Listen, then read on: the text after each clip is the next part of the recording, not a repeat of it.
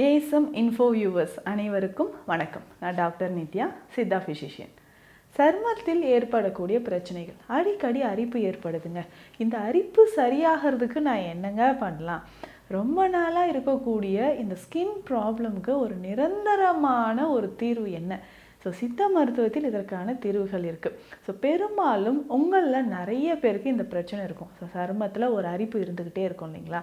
So என்னால் இந்த அரிப்பை கண்ட்ரோல் பண்ணவே முடியலைங்க, என்னங்க பண்ணலாம்?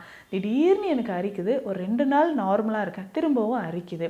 இதை தாண்டி நிறைய இடங்களில் எனக்கு ஃபங்கல் இன்ஃபெக்ஷன் மாதிரி இருக்குங்க, பூஞ்சை தொற்று. கேட்டால் இது ரிங் வார்ம்னு சொல்கிறாங்க, படர்தாமரை, டீனியா இன்ஃபெக்ஷன்னு சொல்கிறாங்க. ஸோ இதனால் எனக்கு உடல் முழுவதும் அதிகமான அரிப்பு ஏற்படுதுங்க டாக்டர் அப்படின்லாம் சொல்கிறீங்க.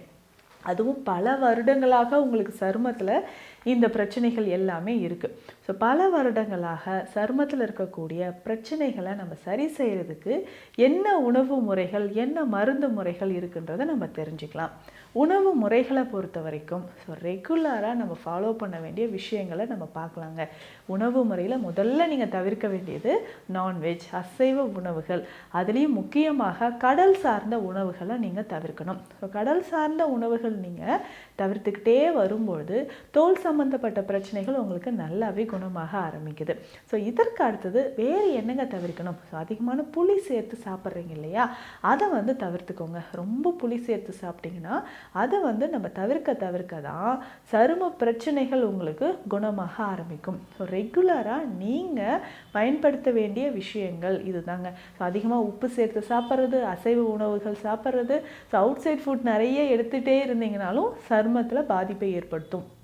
எப்படின்னா பிளட்டில் நிறைய டாக்ஸின் சேர ஆரம்பிச்சிருங்க. ஸோ இந்த மாதிரி பிளட்டில் நிறைய டாக்ஸின் சேர ஆரம்பிச்சதுன்னா சருமத்திலும் உங்களுக்கு அரிப்பு ஏற்பட ஆரம்பிச்சிடும். அப்போது இந்த அரிப்பு பிரச்சனையை சரி செய்கிறதுக்கு இது எல்லாமே ஒரு வழிமுறையாக இருக்கணும்.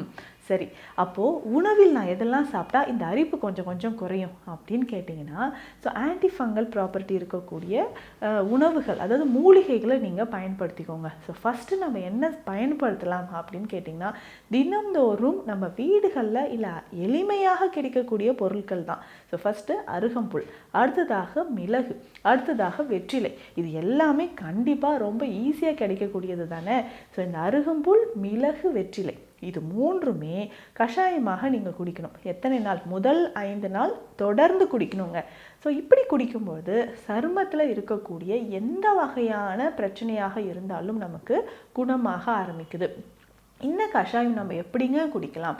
2 கைப்பிடி அளவு அருகம்புல் எடுத்துக்கோங்க, ஒரு 10-15 மிளகு எடுத்துக்கோங்க, 3-4 வெற்றிலையை எடுத்துக்கோங்க. இது மூன்றுமே ஒன்றாக சேர்த்து 3 கிளாஸ் தண்ணீர் விட்டு நல்லா கொதிக்க வைக்கணும். ஸோ இதை ரெகுலராக நீங்கள் நல்லா கொதிக்க வச்சுக்கிட்டே வரும்போது கொஞ்சம் கொஞ்சமாக உங்கள் உடலில் இருக்கக்கூடிய பிரச்சனைகள் குணமாகும். அதே மாதிரி சருமத்தில் இருக்கக்கூடிய பிரச்சனைகள் குணமாகும். ரத்தத்தில் இருக்கக்கூடிய கழிவுகள் வெளியேறும். ஏதோ ஒரு பூச்சி கடிச்ச மாதிரி இருக்குங்க அப்படின்னு நீங்கள் ஃபீல் பண்ணாலும், அர்ச்சிகேரியா பிரச்சனை இருக்குங்க அப்படின்னு சொன்னாலும், அர்ச்சிகேரியானா சருமத்தில் ஏதாவது ஒரு டஸ்ட் பட்டாலோ இல்லை தடிப்பு ஏற்பட்டாலோ நமக்கு அதிகமான ஒரு அரிப்பு ஏற்படும். ஸோ இதை சரி செய்யறதுக்கு இந்த கஷாயம் ரொம்ப ரொம்ப சிறந்தது. இதை ஒரு 5 நாள் குடிச்சிட்டு அப்படியே விட்டுருங்க. அதுக்கப்புறம் திரும்ப எப்போ நான் குடிக்கணும்னா ஒரு 2 மாதம் கழித்து திரும்பவும் 5 நாள். ஸோ இந்த மாதிரி ஒரு 3 செட்டு இதே மாதிரி குடிச்சிக்கிட்டே வந்தீங்கன்னா கம்ப்ளீட்டாக உடலில் இருக்கக்கூடிய மொத்தமான கழிவுகளும் உங்களுக்கு வெளியேறுது. சரிங்க, இதை தாண்டி வேறு என்ன நம்ம பயன்படுத்தலாம் அப்படின்னு கேட்டிங்கன்னா, நிறைய மருந்துகள் சித்த மருத்துவத்தில் இருக்குது. அதில் முக்கியமாக பரங்கிப்பட்டை அப்படின்னு சொல்லக்கூடிய மூலிகை சரும நோய்களுக்கு ரொம்ப ரொம்ப முக்கியமானது அப்படின்னு சொன்னால் இந்த பரங்கிப்பட்டைங்க. இது நமக்கு சூரணமாகவும் உங்களுக்கு கிடைக்குது, மாத்திரையாகவும் கிடைக்குது. உங்களுக்கு சருமத்தில் தலையிலேருந்து கால் வரைக்கும் எந்த பிரச்சனையாக இருந்தாலும், தோல் சம்பந்தப்பட்ட பிரச்சனைகளுக்கு ஒரு முற்றுப்புள்ளி வைக்கணும்னு நீங்கள் ஆசைப்பட்டீங்கன்னா பரங்கிப்பட்டை தாங்க ரொம்ப ரொம்ப பெஸ்ட்டு. ஸோ இந்த பரங்கிப்பட்டையை தினந்தோறும் ரெகுலராக நீங்கள் பயன்படுத்திட்டு வாங்களேன்.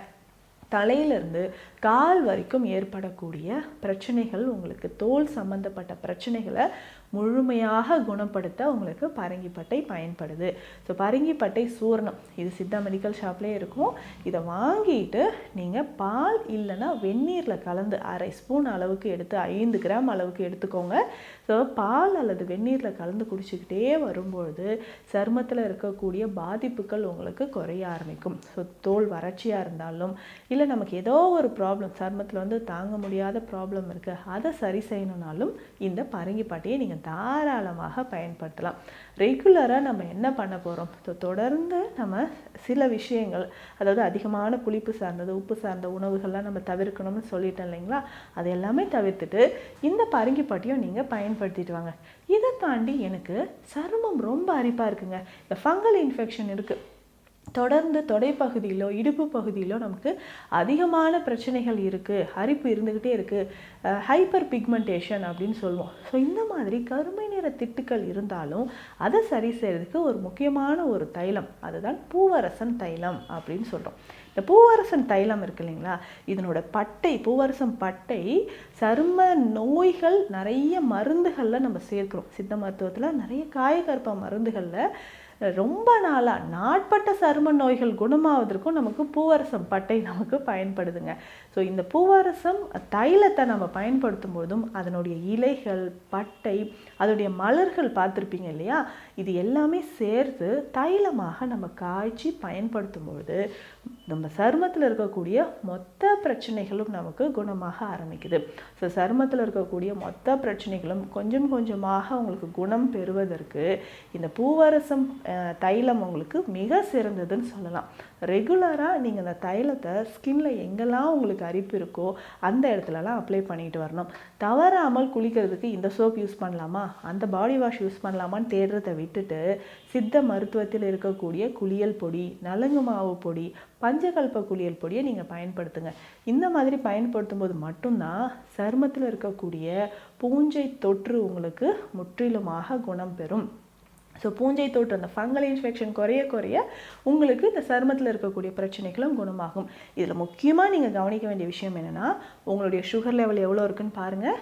அடிக்கடி யூரினரி ட்ராக் இன்ஃபெக்ஷன் வருதா இதையும் செக் பண்ணிக்கோங்க. ஸோ இதுக்கு எல்லாமே இந்த பிரச்சனைகளும் இருந்ததுன்னா இந்த மருந்துகள் பரங்கிப்பட்டை சூர்ணமோ இல்லை பூவரசன் தைலமோ நீங்கள் பயன்படுத்தும் பொழுது கொஞ்சம் கொஞ்சமாக இந்த பிரச்சனைகளும் உங்களுக்கு குணமாக ஆரம்பிக்கும். ஸோ இந்த பதிவில் நான் சொல்லியிருக்கக்கூடிய விஷயங்கள் உங்களுக்கு பயனுள்ளதாக இருக்கும்னு நினைக்கிறேன். மீண்டும் அடுத்த பதிவில் சந்திக்கலாம். நன்றி.